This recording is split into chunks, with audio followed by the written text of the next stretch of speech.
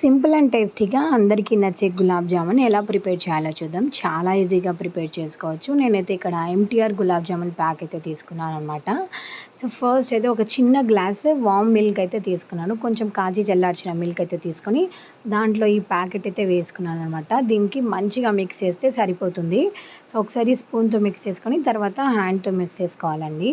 So దీన్నైతే మంచిగా మరీ గట్టిగా కాకుండా మరీ లూజ్గా కాకుండా ఈ కన్సిస్టెన్సీలో పెట్టుకొని సో ఈ విధంగా మిక్స్ చేసుకున్న తర్వాత పైన లిడ్ అనేది క్లోజ్ చేసుకొని ఒక హాఫ్ అన్ అవర్ పక్కకు పెట్టేసిన తర్వాత చేయికి కొంచెం ఘీ అనేది అప్లై చేసుకొని బర్స్ట్గా చేసి పక్కకు పెట్టుకోవాలి. ఇక్కడ షుగర్ సిరప్ కోసం ముందుగా నేను 2 గ్లాసెస్ ఆఫ్ షుగర్ తీసుకున్నాను. ఏ గ్లాస్ అయితే షుగర్ తీసుకున్నానో అదే గ్లాస్తో వాటర్ అనేది యాడ్ చేసుకొని షుగర్ సిరప్ అనేది ప్రిపేర్ చేసుకోవాలన్నమాట. కొంచెం లైట్గా అసలు ఎక్కువగా పాకం అయితే అవసరం లేదు. ఒక 2-3 సార్లు బాయిల్ వస్తే సరిపోతుందనమాట. ఇలాచీ పౌడర్ కూడా యాడ్ చేసుకొని పక్కకు పెట్టుకోవాలి. ఇక్కడ ఆయిల్ అనేది హీట్ అయిన తర్వాత మీడియం ఫ్లేమ్లో పెట్టేసి ఈ బాల్స్ని వేసుకోవాలండి.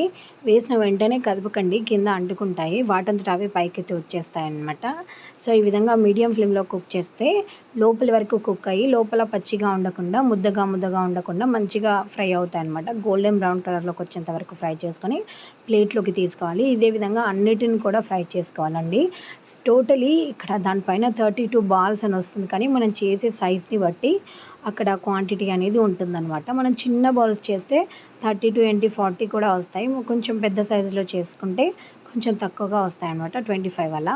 ముందుగా ప్రిపేర్ చేసి పెట్టుకున్న సిరప్లో యాడ్ చేసుకొని ఒకసారి బాగా మిక్స్ చేసుకొని దీన్ని పైన లిడ్ అనేది క్లోజ్ చేసేసి ఒక 1 అవర్ వదిలేస్తే తర్వాత చూడండి ఎంత బాగుంటాయంటే చూడండి, చాలా సాఫ్ట్గా జ్యూసీగా చాలా బాగుంటాయన్నమాట. షుగర్ సిరప్ మాత్రం వేడిగా ఉండాలండి.